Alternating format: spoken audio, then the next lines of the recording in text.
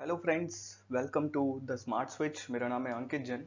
जैसा last video में मैंने आप लोगों से शेयर किया था कि किस तरीके से हमें अपनी हैप्पीनेस को पहचानना ज़रूरी है, साथ में सक्सेस और हैप्पीनेस एक साथ चलने ज़रूरी हैं, और साथ में मैंने कुछ बेसिक्स आपसे डिस्कस किए थे। अब मैं आपसे जो ये स्लाइड है इसमें कुछ नई चीज़ें डिस्कस करने वाला हूँ। तो ये ये स्लाइड रहेगी पॉलिसीज पे और प्रोसीजर पे। तो एक्चुअली ये पॉलिसीज एंड प्रोसीजर बहुत ज़रूरी हैं। मान लिया आप कंपनी में काम कर रहे हैं और आपको ये सिखाया गया है कि आप अपने खुद के बॉस बनते हैं, लेकिन फिर भी आपको कंपनी की पॉलिसीज को तो फॉलो करना ही पड़ेगा। अगर आप कंपनी की पॉलिसीज से बाहर निकल के काम करते हैं तो कहीं ना कहीं आप मुसीबत में आ सकते हैं। वो कैसे, वो मैं आपको बाद में बताऊंगा। तो ये जो पॉलिसीज हैं ये आपको कनेक्ट रखती हैं आपके रूट्स से, आपकी जड़ों से, और उसके बाद ताकि आप एक लीगल तरीके से इन पैरामीटर्स में रह के प्रॉपर तरीके से काम कर सकें। साथ में आपको कोई फालतू के प्रॉमिस नहीं करने हैं, कुछ गलत बातें या कुछ जैसे कहते हैं ब्रैगिंग ब्रैगिंग होता है कि हमें अपनी वो बेफालतू में बूस्ट करके नहीं बोलना बातों को।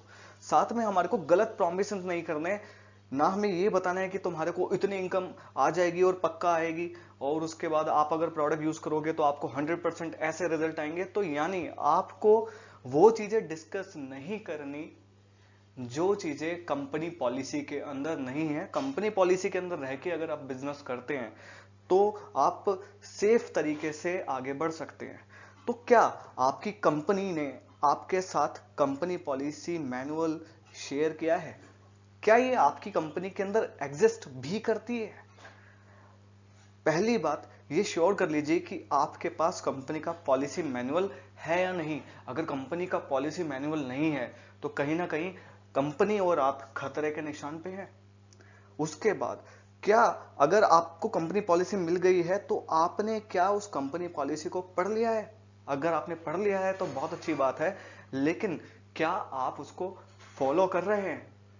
अगर आप उसको फॉलो कर रहे हैं या फॉलो करते हैं या अपनी टीम को करवाते हैं तो बहुत अच्छी बात है। अगर नहीं करते तो इन फ्यूचर यकीन मानिए, मैं गारंटी दे सकता हूं, आप कहीं ना कहीं नुकसान में आएंगे, कहीं ना किसी मुसीबत में जरूर फंस सकते हैं। ये मैं आपको वार्निंग दे रहा हूं। कंपनी पॉलिसीज का ध्यान रखिए, तो जाके आपका फायदा हो सकता है। और साथ में क्या आपकी कंपनी की क्या एक मिशन स्टेटमेंट है? क्योंकि हर कंपनी की एक मिशन स्टेटमेंट होनी जरूरी है कि वो किस मिशन को लेके आपकी कंट्री के अंदर आई है, और उसके बाद उसके गोल्स क्या हैं, वो किन गोल्स को आपके साथ, आप लोगों के साथ मिलकर पूरा करेगी। क्योंकि आप कंपनी के नेटवर्क का हिस्सा है और कंपनी आप लोगों के जरिए अपने मिशन को लोगों तक पहुंचाती है। ये मिशन एक अच्छा मिशन होता है हमेशा, लेकिन क्या आपकी कंपनी का मिशन स्टेटमेंट है कुछ? अगर नहीं है तो समझ जाइए शायद आप कहीं एक गलत प्लेटफॉर्म के साथ तो काम नहीं कर रहे। इसके बाद आपको, जब आप नेटवर्क मार्केटिंग इंडस्ट्री में आते हैं तो कुछ मॉडिफिकेशंस को आपको वेलकम करना पड़ेगा। तो पहली बात, जो भी कुछ आपने पास्ट में सीखा है उसको आपको भूलना पड़ेगा। अब पास्ट की चीजों को कैसे भूल सकते हैं? तो इसके लिए आपको ज्यादा दिमाग लगाने की जरूरत नहीं है। नई चीजों को लर्न करने की शुरुआत कर दीजिए, तैयारी कर दीजिए। नई तरीके से सोचने का एक तरीका अपना लीजिए।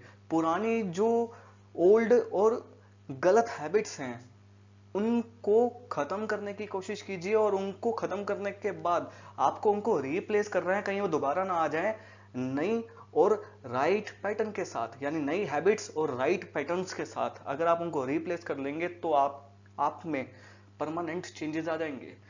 क्योंकि आपके पुराने फार्मूलाज यहां पे एक नए प्लेटफॉर्म पे काम कभी नहीं कर सकते।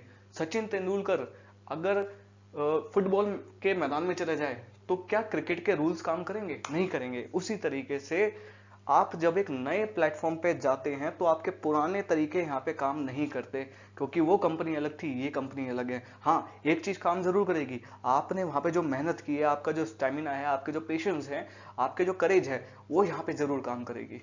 तो जो आपको वहां से लेना है वो लीजिए, लेकिन सारी चीजें, हो सकता है आप वहां पे सक्सेसफुल रहे हो, लेकिन यहाँ पे अभी आपकी शुरुआत है, इस चीज का हमेशा ध्यान रखना।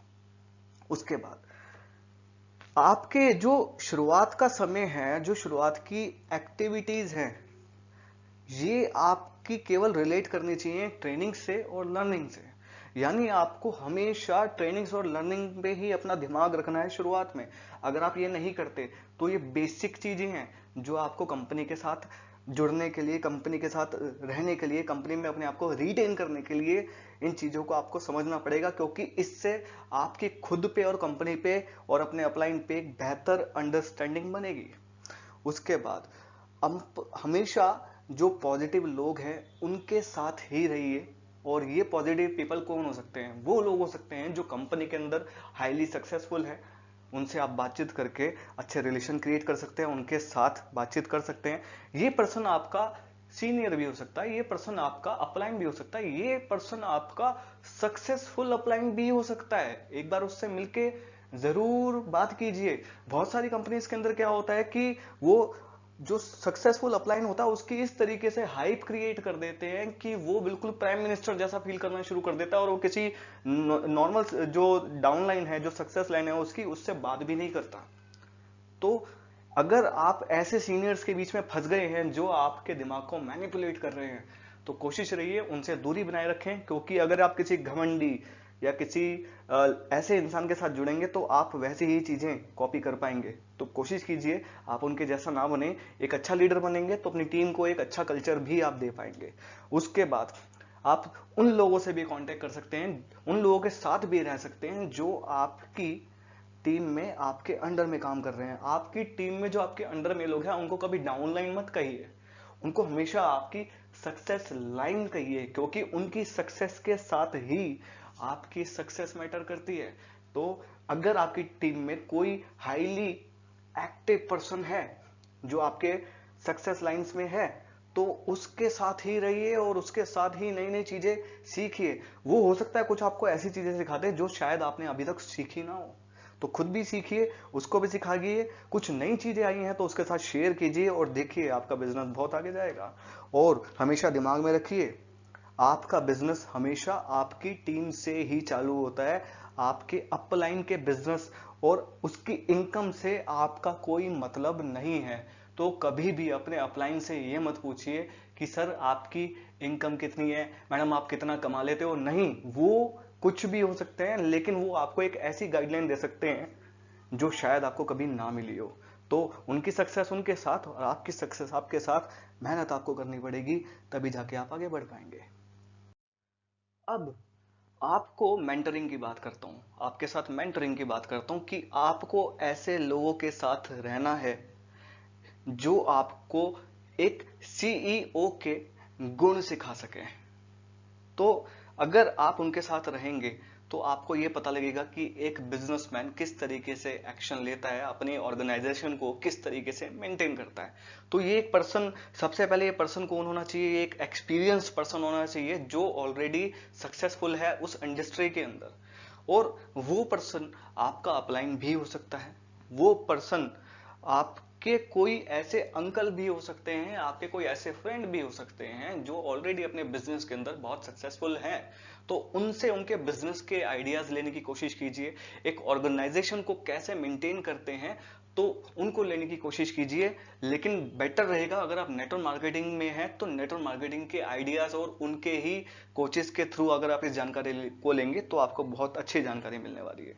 उसके बाद आपको, अगर आप और आपके जो अपलाइन है वो अगर दोनों ही नए हैं, या आप और आपके डाउनलाइन नए हैं और आपके पास अपलाइन नहीं है, तो आपको क्या करना है? अब आपको एक अच्छा कोच और एक एक्टिव अपलाइन तो सर्च करना ही पड़ेगा। देखिए, कभी भी जब आप किसी भी बिजनेस में आते हैं तो किसी पे भी आंख बंद करके विश्वास नहीं करना चाहिए। अगर आपका अपलाइन आपसे बहुत दूर रहता है तो कोशिश कीजिए उससे सबसे पहले ये पूछना है कि आप मुझे इस बिजनेस को किस तरीके से सिखा सकते हैं।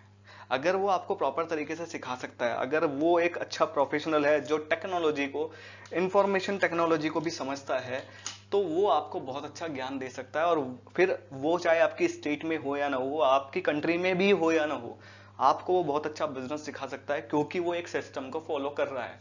अगर आपका अपलाइन आपको शुरुआत में ही ये नहीं बता सकता कि वो आपके किस तरीके से हेल्प करेगा, तो सोचिए आप फंस जाएंगे। और अगर आपको लगता है कि आप ऐसे फंस चुके हैं, कोई दिक्कत नहीं, देखिए कोई भी गलत नहीं होता, हर कोई अपना बिजनेस ग्रो करने के लिए आता है, तो वो कुछ ना कुछ गलत तरीके भी अप्लाई कर लेते हैं, तो कोई बात नहीं, घबराने की बात नहीं है।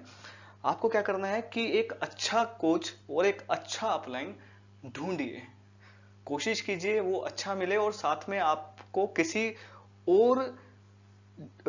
किसी क्रॉस लाइन में ही मिल जाए, उसको ही अपना मेंटर बना लीजिए, उससे बात करते रहिए, लेकिन उसको तंग मत कीजिए। बहुत बार क्या होता है कि लोग एक अच्छे अपलाइन को ढूंढ तो लेते हैं, अब वो अपनी टीम का ख्याल रखेगा या आपका ख्याल रखेगा, ये भी सोचने वाली बात है।